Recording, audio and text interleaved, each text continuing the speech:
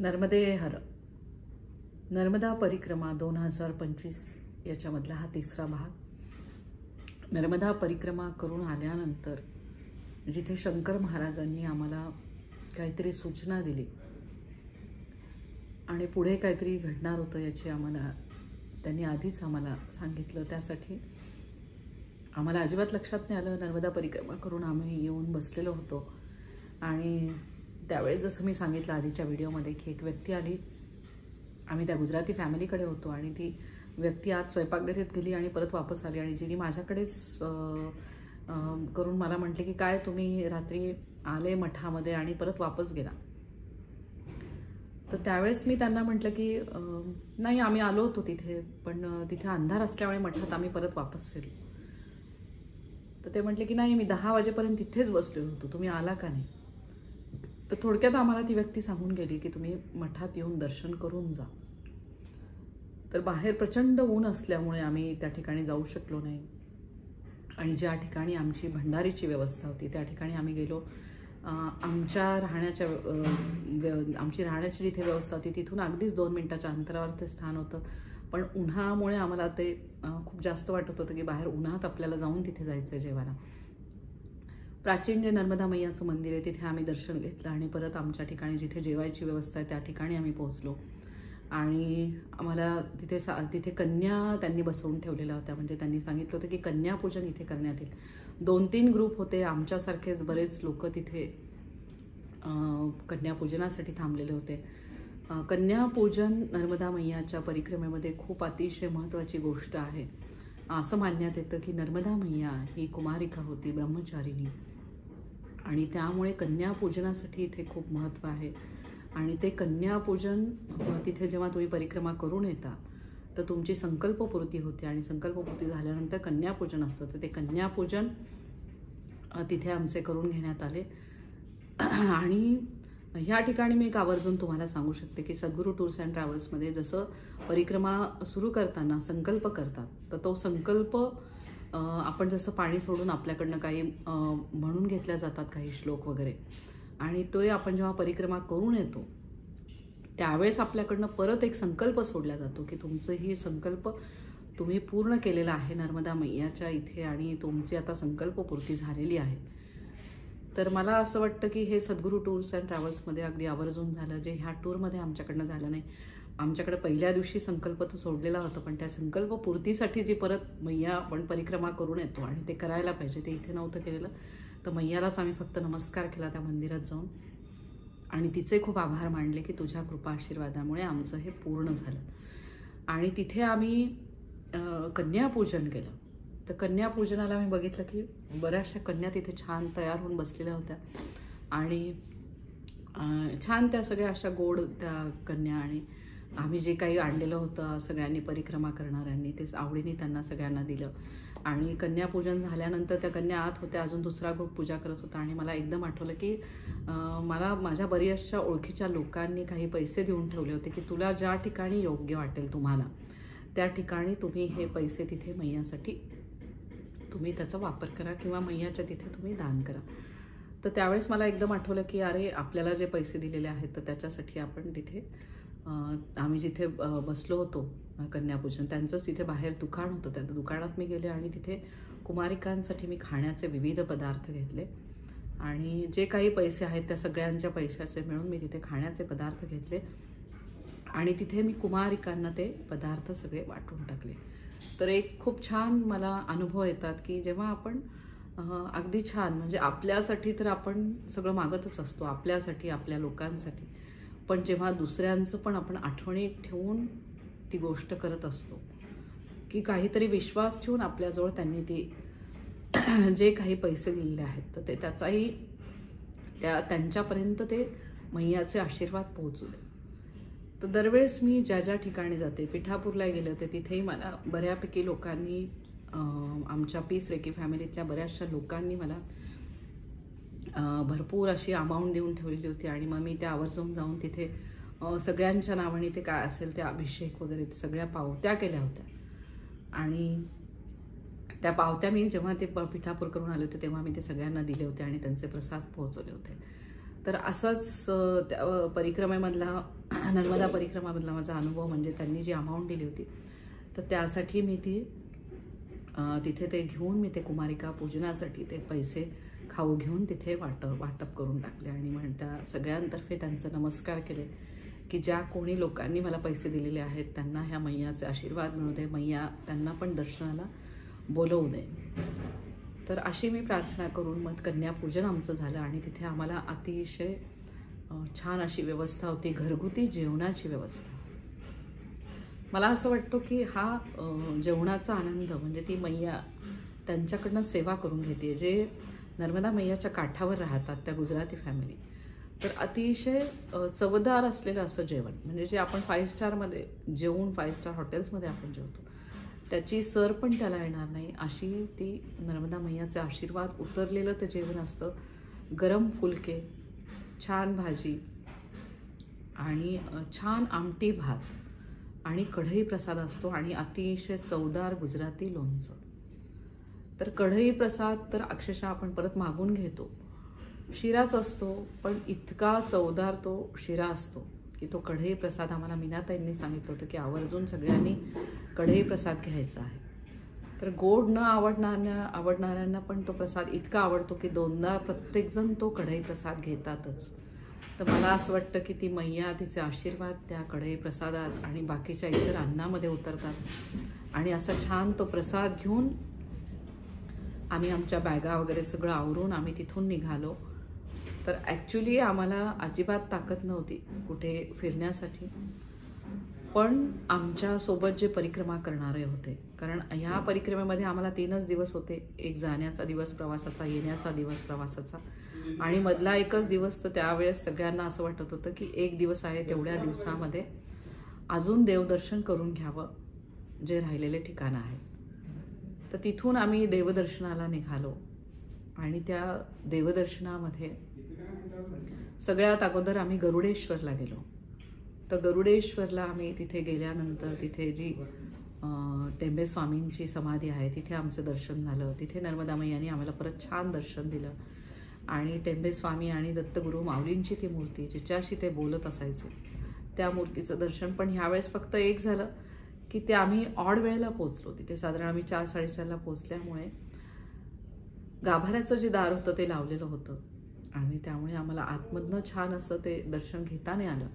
पण इथे आम्हाला मैयाचं पात्र खूप सुंदर दिसलं. ते माझ्या व्हिडिओमध्ये मी टाकलेलं आहे की खळखळून धरणाचं पाणी सोडल्यामुळे भरभरून तिथे नर्मदा मैया अशी मला असं वाटतं आनंदाने तिथनं वाहत होती आणि त्या मैयाचं मी शूटिंग माझ्या व्हिडिओमध्ये केलं आहे, ते नक्की बघा तुम्ही. आणि ह्या ठिकाणीच उतरून तुम्हाला आंघोळीची व्यवस्था आहे, पण इथे सांगण्यात येतं की इथे मगरी आहे, तो सगळ्यांनी सांभाळून इथे आंघोळी करा. तर इथे मी तुम्हाला एक अनुभव सांगू शकते की माझा नाही आहे, पण आमच्या ग्रुपमधल्याच एक जण रानडेताई, केळकरताई, त्या तिथे आंघोळीसाठी उतरल्या होत्या आणि त्या म्हणते की नाही आम्ही पटकन तिथे डुबकी मारून येतो नर्मदा मैयाच्या. तर त्यांनी नर्मदा मैयाची पूजा केली आणि डुबकी मारायला तर त्यांना एक जणांनी सांगितलं तिथे मागे तुमच्या मगर आहे तर तुम्ही जाऊ नका. तर केळकरताई म्हटलं की नाही मला काही होत नाही, म्हणजे मगर मी नुसतीच डुबकी मारणार आहे, ती मैया मला काही होऊ देणार नाही. असं करून त्यांची म्हणजे मला कौतुक वाटतं की आज त्यांचं वय वर्ष असेल 67 आणि त्यांना इतका आत्मविश्वास की मैया मला काही होऊ देणार नाही. याच्यावर त्यांनी तिथे डुबकी मारलीच, नर्मदा मैयाचे आशीर्वाद घेतले, तिला नमस्कार करून त्या तिथून बाहेर आल्या. म्हणजे मला असं वाटतं की एवढ्या वयात हा एवढा त्यांचा आतला आत्मविश्वास आणि जीवाची पर्वा न करता त्यांनी तिथे डुबकी मारली आणि त्या तिथून बाहेर आल्या. आणि मग त्यांनी हा अनुभव मला, आम्ही जेव्हा ट्रेनमध्ये जात होतो तेव्हा त्यांनी तो अनुभव सांगितला. अनुभव मी शेअर केलेला आहे, नक्की तो व्हिडिओ तुम्ही बघू शकता. त्याच्यामध्ये केळकरताईंनी त्यांचा तो अनुभव दिलेला आहे. तर मैयाचे आशीर्वाद कसे काम करतात हे असे काम करतात. आणि तिथून आम्ही निघालो आणि खूप छान तिथे आम्हाला अनुभव आला, मैयाचे परत आशीर्वाद मिळाले. आणि तिथून निघून आम्ही पुढे गेलो ते हरसिद्धी माता मंदिर.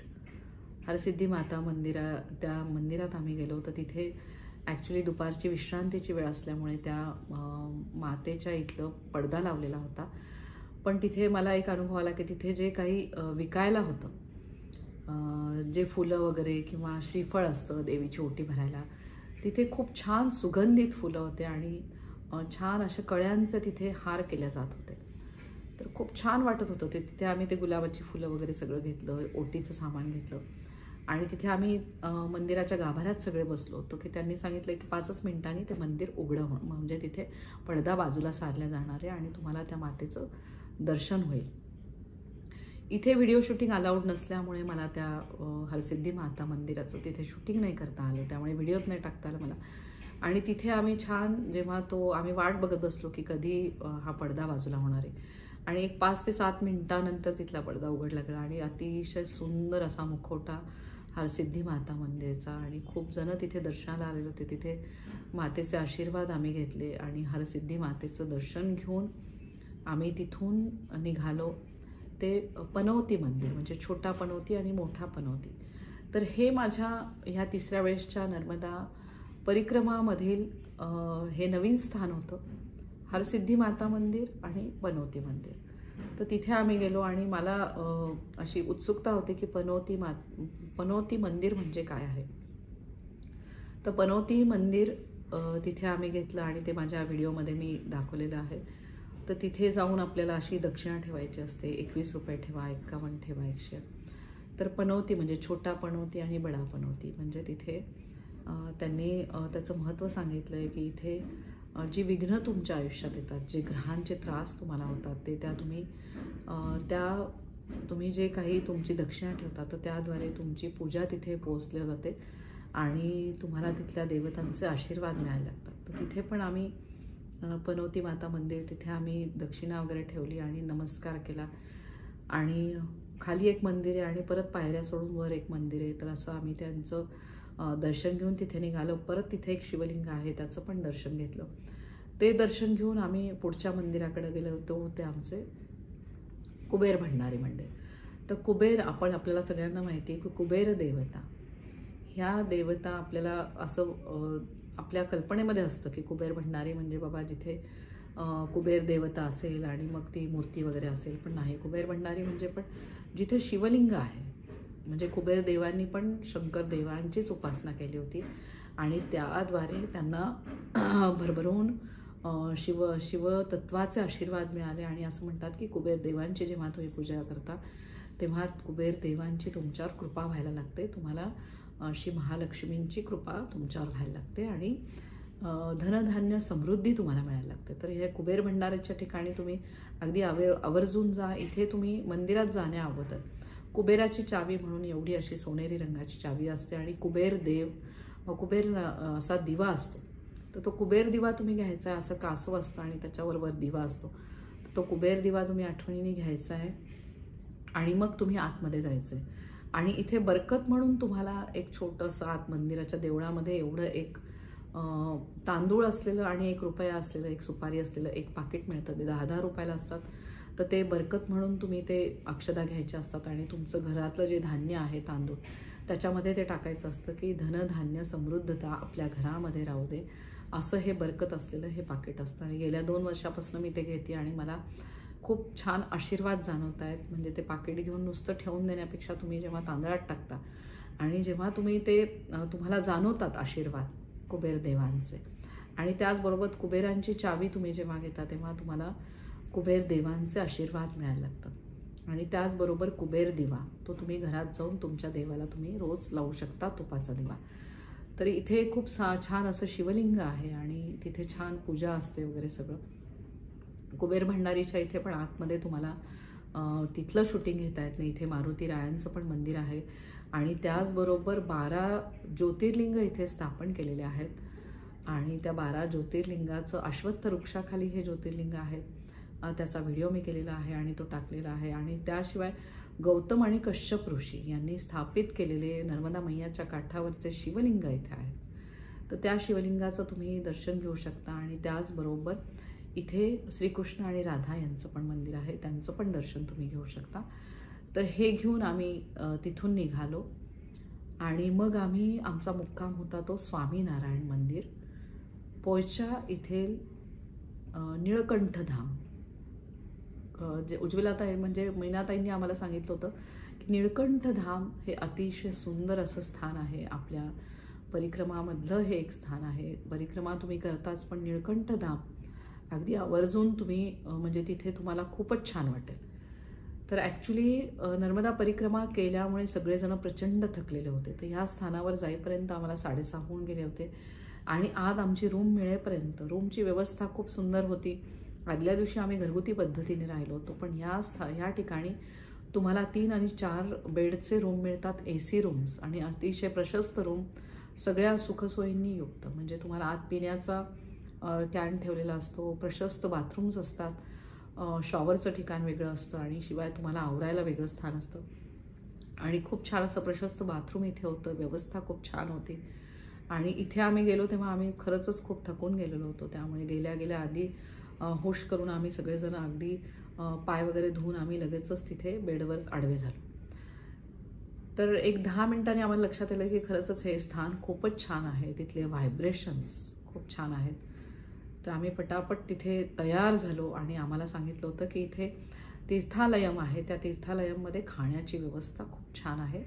अगदी 20-30 रुपयापासून तुम्हाला उत्तम प्रकारचे इथे खाद्यपदार्थ मिळतात आणि स्वामीनारायण मंदिराला खूप छान असं तिथे लाइटिंग केलेली होती.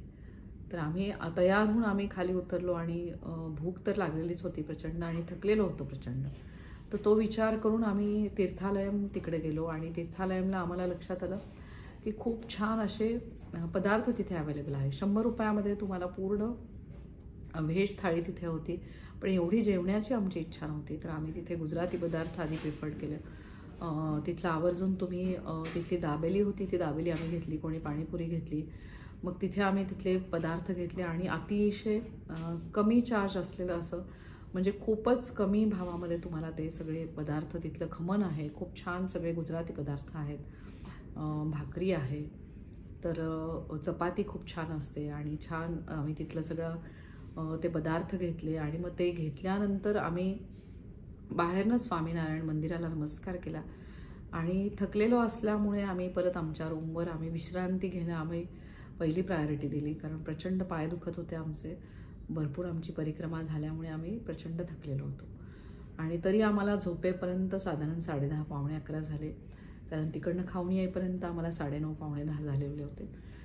तर त्यावेळेस आम्ही लगेचच झोपी गेलो आणि दुसऱ्या दिवशी पहाटे मला लक्षात आलं की खूप छान फ्रेश वाटतं. एकदम फ्रेश होऊन मी जेव्हा बाहेर बघितलं तेव्हा मला ऐरावताचं दर्शन झालं. ऐरावत म्हणजे आपण म्हणू शकतो की हत्ती.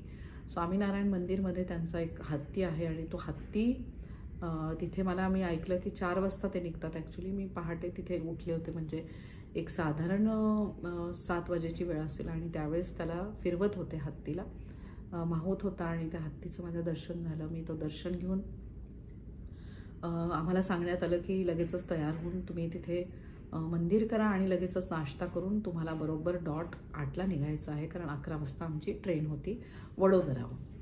तर त्याप्रमाणे आम्ही म्हटलं की आधी आपल्याला मंदिरात जायचं आणि आम्ही जात असताना मंदिराकडे आम्हाला इतकं सुंदर स्वामीनारायण मंदिराचं दर्शन झालं आणि आम्हाला वाटलं की आपण काय चूक केली आहे, ज्या अर्थी रात्री आपण दर्शन घेतलं नाही. इतकं सुंदर हे डोळ्याची पारणे फोडणारं असं हे मंदिर आणि ज्याचं दर्शन आपण रात्री नाही घेतलो.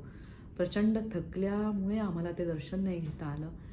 पण त्यावेळेस म्हणजे मी सगळ्यांना इथे आवर्जून सांगेल की तुम्ही जेव्हा जेव्हा परिक्रमाला याल तेव्हा निळकंठ धाम अतिशय सुंदर असं हे स्वामीनारायणांचे स्थान असलेले ह्या जागेला तुम्ही अवश्य भेट द्या. पोयच्या इथे आहे, राहण्याची उत्तम व्यवस्था आहे. इथे राहण्याचं बुकिंग तुम्हाला ऑनलाईन करावं लागतं. ऑनलाईनच त्यांच्या साईटवर जाऊन स्वामीनारायण मंदिर तुम्ही टाकू शकता निळकंठ धाम आणि मगच तुम्ही बुकिंग करून मग इथे या.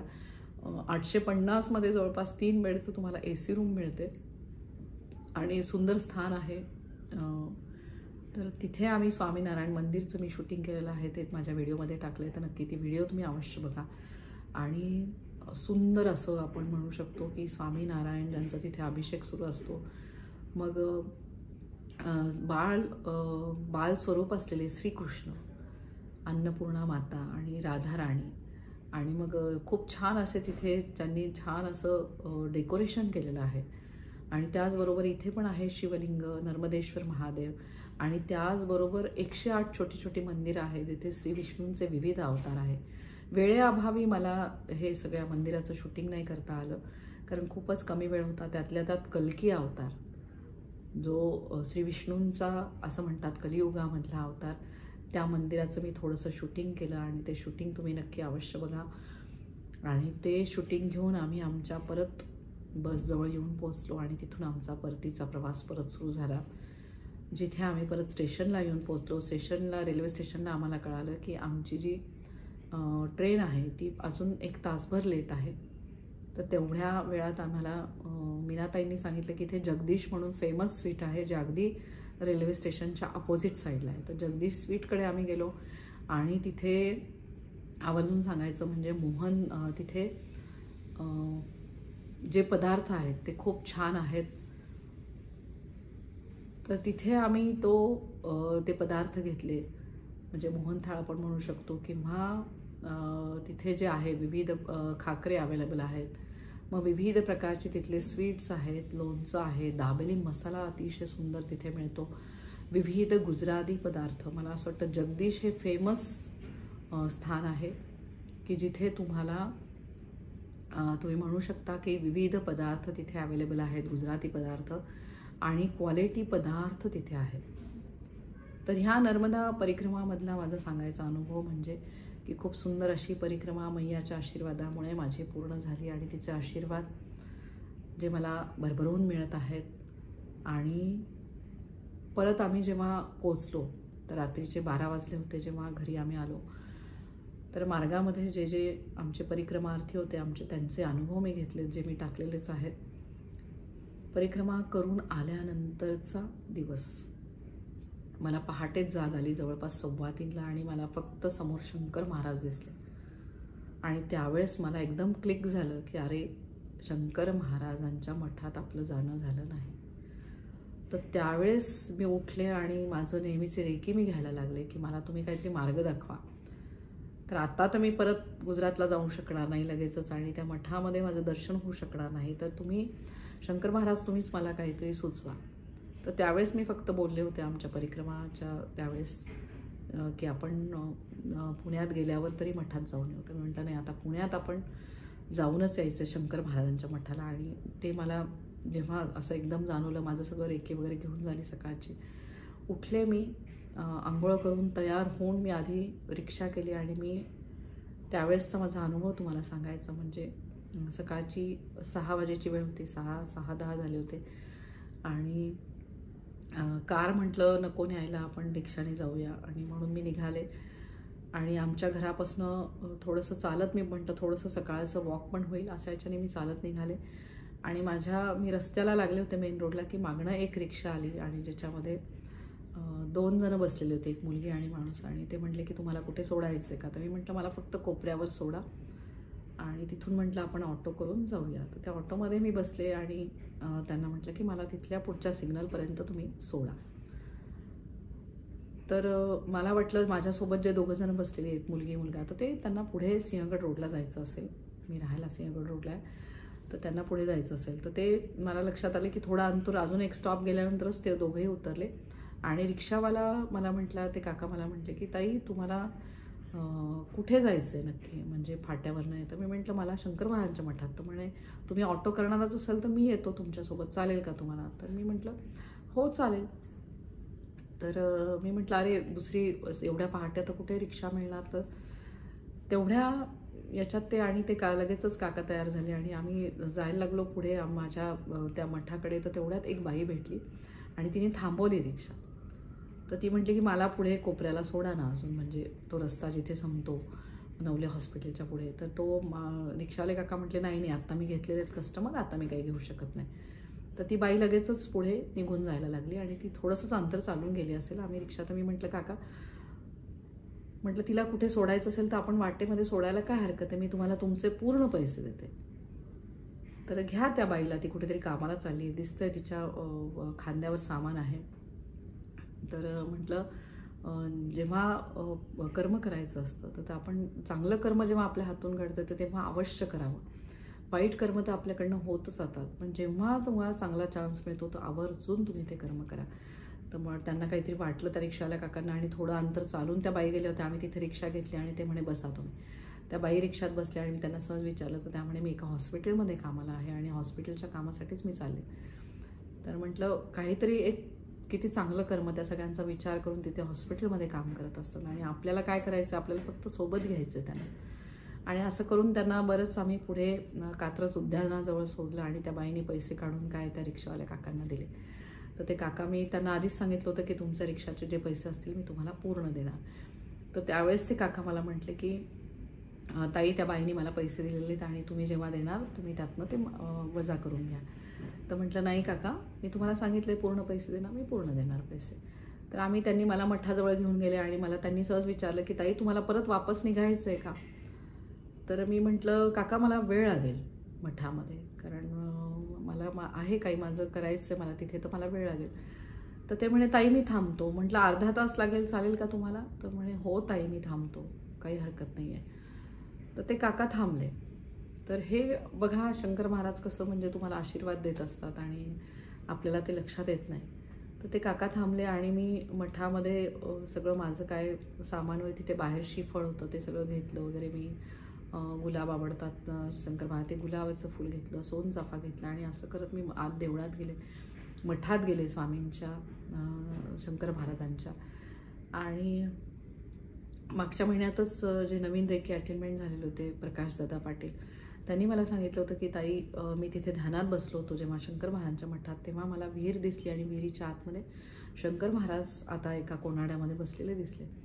तर तुम्हाला तर म्हणे मला विचारल्यावर कळालं की शंकर महाराज जे त्यांची ध्यानधारणा करायची ते त्या विहिरीमध्ये उतरून, त्यांच्या मठामध्येच ती विहीर आहे पवित्र विहीर, त्या विहिरीमध्ये उतरून तिथे कोनाड्यात बसून ते त्यांची साधना करत होते.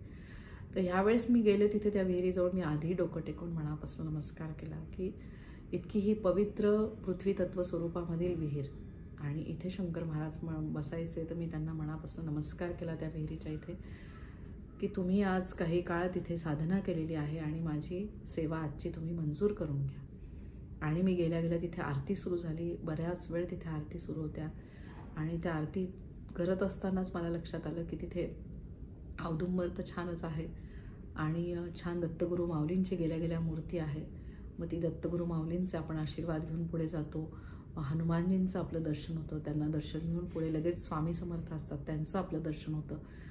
तर आपोआपच आपल्या तोंडातनं श्री स्वामी समर्थ जप सुरू होऊन जातो. तर तिथे पूर्ण आरती होईपर्यंत मी थांबले आणि आरती झाल्यानंतर दर्शनाचा योग आला आणि आपोआपच तिथे माझं सुरू होतं, मला जयशंकर जप करायचा होता कारण शंकर महाराजांचा, पण तिथे लगेचच स्वामी समर्थांचा जप सुरू झाला. तर आपोआपच तोंडाने स्वामी समर्थांचा जप होत गेला आणि तिथे मी सोबत नर्मदा मैयाला जाऊन आले होते म्हणून मी जल घेतलं होतं सोबत एका छोट्या बाटलीमध्ये आणि तिथे मी काय अजून सेवा असते मला द्यायची ती मला द्यायची होती.